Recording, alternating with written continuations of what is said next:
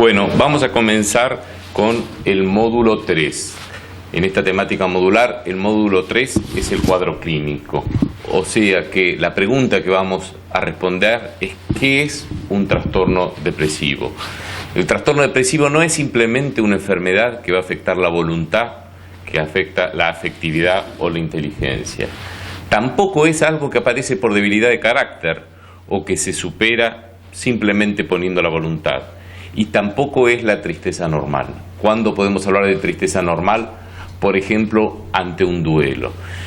Un duelo es la pérdida de algo o de alguien que nosotros queremos, con quien nosotros nos sentimos relacionados, y ante esta pérdida nosotros vamos a sentir una aflicción, pero esta aflicción va a ser centralmente la sensación de vacío, no es una sensación constante como sería en una tristeza depresiva, que tendríamos que diferenciarlo. Es algo que aparece o desaparece en función de que nosotros nos acordamos o no del objeto que perdimos. Es algo en lo cual nuestra autoestima no aparece. Si aparece algún autorreproche, este autorreproche está referido básicamente a cosas estilo ¿por qué no hice tal cosa? Debería haberlo hecho.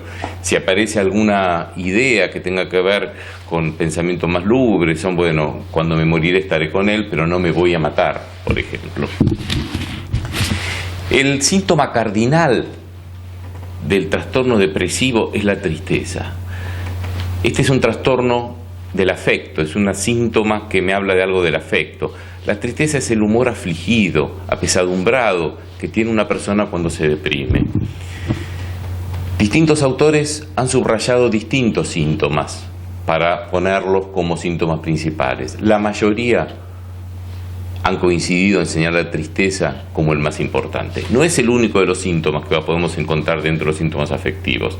El desinterés por el mundo externo, las sensaciones de despersonalización, de desrealización, la angustia, que es uno de los síntomas más importantes en los episodios depresivos, pueden estar presentes. Hay muchos otros, la sensación de pérdida que se tiene, digamos, muchas veces en forma constante o con cierta ritmicidad.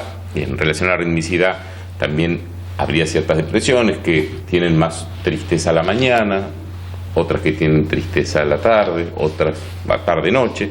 Y aquí hay que diferenciar una cosa de la otra porque me permitiría discriminar dos tipos distintos de cuadros depresivos.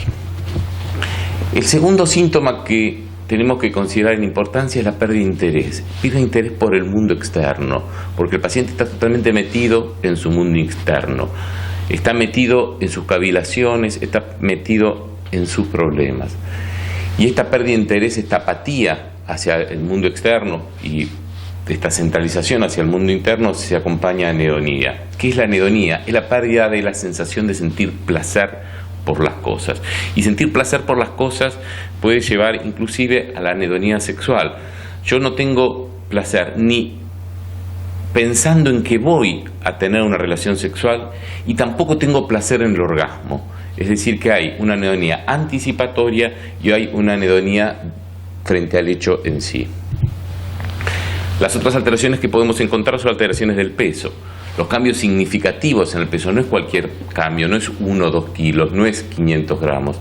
Los pacientes pueden empezar con dificultades en querer comer, no quieren comer, no tienen hambre, tienen anorexia, o los pacientes pueden comenzar con otras cosas, pueden tener atracones nocturnos, pueden tener un aumento del apetito y no parar de comer. Cualquiera de estas dos situaciones, sea la anorexia o la hiperorexia, lo debemos considerar como un síndrome dentro de un trastorno depresivo.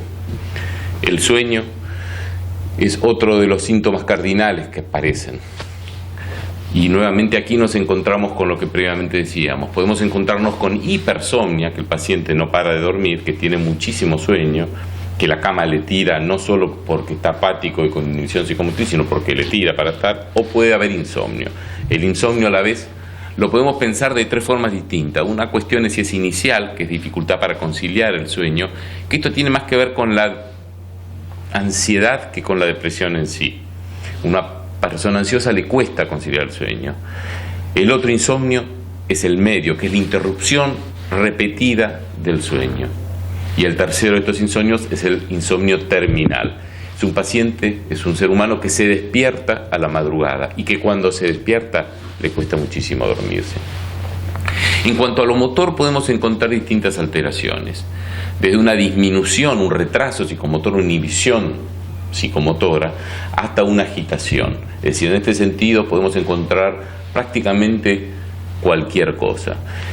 Podemos encontrar una agitación que no tenga sentido y que sea una agitación dentro de lo que sería un cuadro catatónico, o una parálisis con cataplejía, flexibilidad seria, ecolalia, ecopraxia, también dentro de un cuadro catatónico, que nos hablarían de las alteraciones motoras posibles.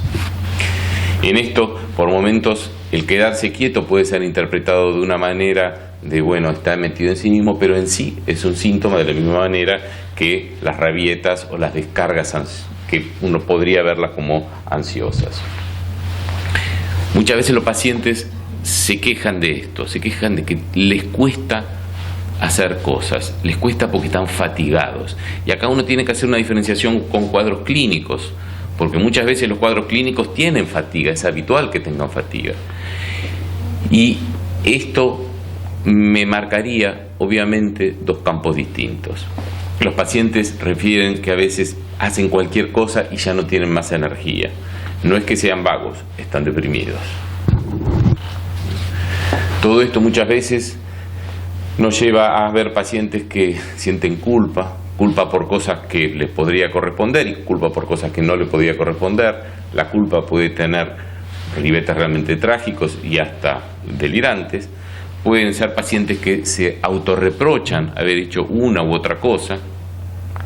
Podemos tener sentimientos de inutilidad. Digamos, no solo está presente el hecho de que uno no puede hacer o que puede hacer pocas cosas, sino que el sentimiento es que uno hace mucho menos de lo que puede. ¿Por qué? Porque es un inútil. Y vamos a darle un lugar particular a este síntoma o esta cohorte sintomática que tenemos ahora, que es el suicidio. Nosotros podemos encontrarnos con un paciente que dice: no quiero vivir, así no quiero vivir. Podemos encontrarnos con un paciente que dice: yo me quiero morir. Y podemos encontrarnos con un paciente que ya tiene un plan para suicidarse. Estas son cosas distintas. Podemos ver que en distintas sociedades la depresión está presente y que en distintas sociedades con distintos ingresos lo que vamos a ver es que decididamente hay suicidios. Vemos que en los ingresos, países con ingresos bajos o medianos, el pico de suicidios en un momento, y en los países o en los ingresos altos, el pico de suicidios parecería ser que es en otro momento. Es uno a los 20, 25 años y otro aproximadamente entre los 40 y los 55 años. Hay muchos mitos con respecto al suicidio, ¿no? Uno, que quizás es el más importante de desterrar, es que quienes hablan de suicidio no tienen intención de cometerlo. Esto es mentira. Quien habla de suicidio muchas veces tiene ganas de cometerlo y habla precisamente para no cometerlo, ¿no? Muchas veces presentan ansiedad, depresión y desesperanza y pueden pensar y considerar que en realidad no tienen otra opción, no tienen otra salida para su vida. Otro mito es que quienes haya sido suicida alguna vez nunca dejará de serlo. El mayor riesgo de suicidio suele ser de corto plazo y es específico para la situación. Aunque los pensamientos suicidas pueden regresar, no suelen ser permanentes y quienes hayan tenido pensamientos o intentos suicidas pueden llevar a cabo luego una larguísima vida. El otro mito es que el suicida ya está decidido a morir, ¿no? Por el contrario, los suicidas suelen ser muy ambivalentes acerca de la vida o de la muerte. Por eso muchas veces hablan sobre ella. Alguien puede actuar impulsivamente al beber plaguicidas, por ejemplo, y morir unos pocos días después, aunque 5 minutos después de la ingesta hubiese preferido seguir viviendo. Por eso el apoyo emocional en el momento propicio puede prevenir un suicidio. Otro mito: hablar del suicidio es una mala idea y puede interpretarse como un estímulo. Si yo soy médico no tengo que hablar del suicidio. Dado el estigma generalizado alrededor del suicidio, la mayoría de las personas que contemplan el suicidio no saben con quién hablar. En lugar de fomentar el comportamiento suicida, hablar abiertamente puede dar a una persona otras opciones, puede darle tiempo para reflexionar sobre su decisión y de esta manera vamos a prevenir el suicidio. Ya llegando al final de los mitos, el suicida está decidido a morir. Los suicidas suelen ser ambivalentes, siempre. Vamos a ver los factores de riesgo suicida. Dado que las sociedades que están más estudiadas son las sociedades con mayores ingresos, como ustedes habrán visto por el estudio previo de la OMS, lo que encontramos como momento de mayor riesgo es a los 40 años, en los varones y con antecedentes familiares. Un paciente que tenga agitación, que tenga síntomas de agitación, que tenga hipocondría, que tenga un insomnio de larga data, junto con alguna enfermedad crónica, sobre todo si es una enfermedad crónica dolorosa e invalidante. El dolor se asocia muy especialmente con las tentativas suicidas. El alcoholismo, el aislamiento social, la pérdida de vínculos o el rechazo por parte de la gente querida es otra de los factores de riesgo suicida, y cualquier tipo de problemas familiares o económicos que lo lleven a autoacusarse de algo, junto con tentativas y comentarios sobre suicidio, porque el paciente, como había dicho antes, viene hablando que se va a suicidar, hasta que se suicida. Otro de los síntomas que voy a encontrar es la dificultad en pensar, la disfunción ejecutiva. Los pacientes que están deprimidos tienen esto como uno de los graves problemas, que es que no pueden pensar, intentan hacerlo pero no pueden. Se ponen enfrente de un libro para estudiar y no pueden entender qué es lo que dice. ¿Por qué? Porque no pueden pensar, no pueden prestar atención, no pueden utilizar su memoria. Estos síntomas hay que tener en cuenta que no es que están un momentito, no son segundos, es la mayor parte del día, la mayor parte de los días, durante por lo menos 2 semanas. ¿Qué necesito para decir que tengo un episodio depresivo mayor? Uno de los 2 síntomas que habíamos dicho previamente, el humor depresivo, la tristeza y la pérdida de interés, apatía o anhedonia. Y voy a necesitar 4 síntomas más de los que habíamos hablado, a menos que haya alguna idea suicida, lo cual rápidamente lo pone dentro de un trastorno depresivo mayor. Si ustedes se ponen a pensar, podrían decir que es algo un poco arbitrario esto de por qué 5 y no 6. Bueno, se han realizado estudios que muestran que en realidad este sería el mejor lugar en donde tenemos mayor sensibilidad y mayor especificidad, ¿no? ¿Cómo sé la intensidad de una depresión? Esto es importante porque los tratamientos son distintos de acuerdo a la intensidad de la depresión. Una depresión leve va a ser aquella con pocos síntomas, apenas los mínimos que se requieren para el diagnóstico. Hay poca alteración funcional y ocupacional. El paciente puede seguir trabajando. Al revés, los trastornos severos, una depresión severa, hay varios síntomas. Estos están en exceso de lo necesario para el diagnóstico. Y hay una marcada interferencia funcional y ocupacional. La intensidad moderada sería lo que queda entre estos dos. Acá yo le remarcaría la importancia que tenemos en marcar la interferencia funcional y o ocupacional. La depresión hay que pensarla como una enfermedad sistémica, no es una enfermedad que afecta únicamente el cerebro, no es una enfermedad que afecta a la mente. Por supuesto que tenemos síntomas que son emocionales, el estado de ánimo deprimido, la anhedonia, como había dicho previamente, la desesperanza, la baja autoestima, las alteraciones cognitivas, la mala memoria, dificultad para concentrarse, la ansiedad, las preocupaciones por ideas negativas. Pero también tenemos otros síntomas, tenemos cefalea, tenemos fatiga, trastornos del sueño y dolor, que son muy importantes. Este dolor puede ser articular, en las extremidades, de nuca, de espalda, de abdomen. Tenemos mareos, tenemos molestias gastrointestinales, tenemos disfunciones sexuales que son parte de la sintomatología y podemos tener problemas menstruales.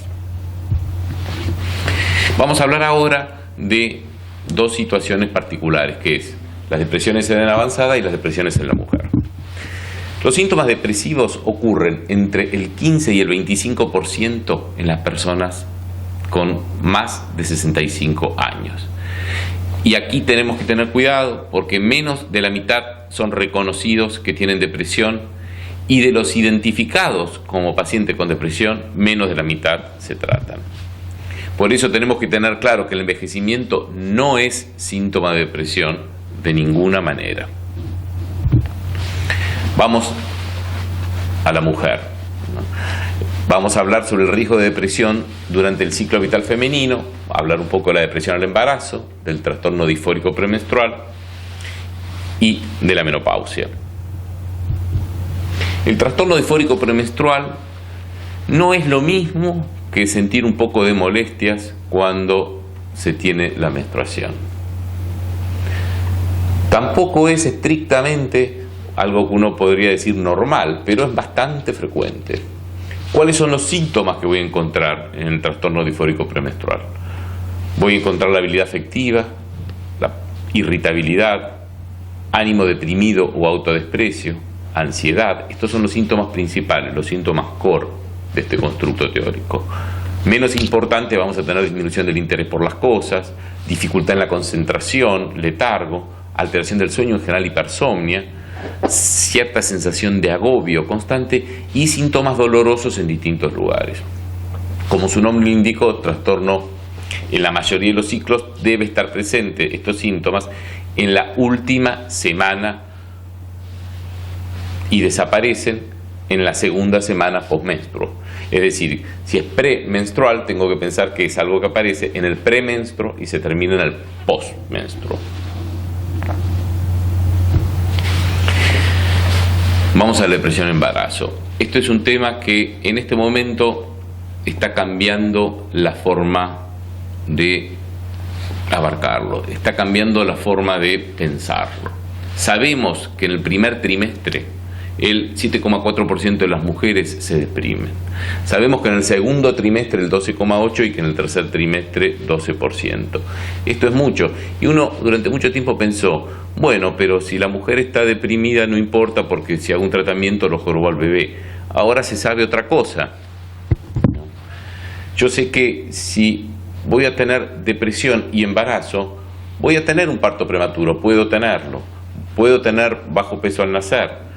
Puedo tener un retraso en el crecimiento intrauterino, ¿no? Puedo tener episodios de preeclampsia, hay un aumento del número de cesáreas y hay un claro aumento del uso de la UTI, de la unidad de terapia de cuidados intensivos neonatal. Es decir, que la mujer esté deprimida, al feto decididamente lo impacta, decididamente lo joroba. ¿Cuáles son los factores que aumentan el riesgo de depresión en embarazo y posparto? La historia depresiva previa o que haya tenido un episodio psicótico, el trastorno disfórico premenstrual del cual habíamos hablado previamente, que la paciente sea muy joven o con un sostén social muy limitado, vivir sola, mujer con muchos hijos. Uno podría pensar que hay más de un personaje visto en el hospital que cumple todos estos requisitos, conflictos de pareja y uno, por último, pero no por eso menos importante, ambivalencias con el embarazo. 1 de cada 10 mujeres tienen depresión después del parto y para esto tenemos que diferenciar lo que es el postpartum blues de la depresión postparto. El postpartum blues lo tienen entre el 50 y el 90% de todas las nuevas madres. Suele durar entre 2 y 10 días y algunos podrían progresar, pocos, a la depresión mayor. Lo que se ve es que después del parto hay una fluctuación de humor, está llorosa, irritable, con ansiedad, y que si los síntomas son severos, más de 2 semanas, ahí ya hay que pensar en depresión posparto. La depresión posparto, ¿no?, puede darse aún dentro de los 6 meses del nacimiento del bebé y tengamos en cuenta que si nos encontramos con síntomas psicóticos nos vamos a ir a una psicosis posparto. La menopausia tiene muchos síntomas que son muy parecidos a la depresión, por eso vale la pena tocarlo. Yo sé que voy a tener cambios hormonales, síntomas vasomotores, pensamientos de muerte. Voy a tener junto con un episodio depresivo baja energía, baja concentración, alteración del sueño, cambios de peso, disminución de libido y tristeza. Lo que no voy a tener es anhedonía, ánimo depresivo, ideas claras de suicidio. Es decir, que con esto yo tengo que diferenciar cuando una mujer está cursando su menopausia o lo que le está pasando es que en realidad está deprimida en la menopausia. ¿Cómo voy a evaluar la depresión? Este es un problema muchas veces. Ahora les vamos a presentar una escala, que es el cuestionario sobre salud del paciente, en donde ustedes van a ver que dice ningún día, varios días, más allá de la mitad de los días, casi todos los días. Van a ver que aparecen unos numeritos, ¿no? 0, 1, 2, 3, 4, 0, 1, 2, 3, 4, 0, 1, 2, 3, perdón, 0, 1, 2, 3, ¿no? Y acá lo que van a aparecer son los síntomas con los cuales nos podemos encontrar. Poco interés, si se ha sentido decaído, deprimido, si ha tenido dificultad para quedarse o permanecer dormido, si se ha sentido cansado, si está sin apetito, si se ha sentido mal con usted mismo, si ha tenido dificultad para concentrarse en estas actividades, se ha movido tan lento que otras personas podrían haberlo notado, tiene pensamientos que estaría mejor muerto, algo parecido, ¿no? Y esto es un punto importante, se acompaña con que abajo vamos a ver que dice si marcó cualquiera de los problemas, qué tanta dificultad le han dado estos problemas para hacer su trabajo, encargarse de la tarea del hogar o llevarse bien con otras personas. Y acá puede ser, no ha sido difícil, un poco difícil, muy difícil o extremadamente difícil. Fíjense que acá aparece esta cuestión de la disfunción funcional, valga la redundancia. Imaginemos que nos encontramos con un paciente que tiene poco interés o placer en hacer las cosas varios días, que se ha sentido decaído, deprimido, sin esperanza más de la mitad de los días, que ha tenido dificultad para quedarse o permanecer dormido y se ha sentido cansado casi todos los días, que no ha tenido apetito varios días, que se ha considerado mal el mismo, digamos que va sumando puntos. Vemos acá que suma en una columna 4, en la otra 6 y en la otra 6. ¿Cuál es el total del score? Tiene 16. Y cuando le pregunto qué tanta dificultad ha tenido con esto, me pone que es muy difícil. O sea que en realidad ha tenido una dificultad en el trabajo o hacer la tarea del hogar o estudiar importante. La severidad de los score es eso, es 16. Y acá vamos a ver la interpretación de este puntaje para determinar la severidad. Si el puntaje total me da de 0 a 4, no tiene ninguna. Si es de 5 a 9 será media, si es de 10 a 14 moderada, si es de 15 a 19 moderadamente severa y si es de 20 a 27 severa. Fíjense que en este caso que acabamos de nombrar estaríamos dentro de una depresión moderadamente severa. Por último, quedaría hablar del trastorno bipolar. ¿Y por qué vamos a hablar un poquito del trastorno bipolar? Porque hay dos cosas que son importantes en el trastorno bipolar, tenerlas en cuenta. Recordemos que el trastorno bipolar es la presencia de episodios de alteración del estado de ánimo hacia el polo de la euforia y hacia el polo de la tristeza. Por eso es bipolar, hacia la euforia y hacia la tristeza.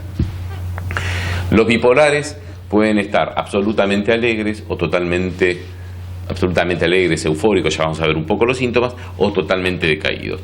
¿Y por qué en una clase de depresión hablamos de los bipolares? Porque los bipolares se deprimen y de acuerdo a la definición que yo tome de qué es un bipolar, puedo llegar a pensar que casi el 50% de los pacientes que yo vea deprimidos pueden ser bipolares. Esto no significa que haya la misma cantidad de bipolares que depresivos, pero lo que pasa es que los bipolares se deprimen muchas veces más que los pacientes depresivos. Esto de acuerdo a, por supuesto, una forma de ver un artículo de ANSA. Habría otra forma de plantearlo.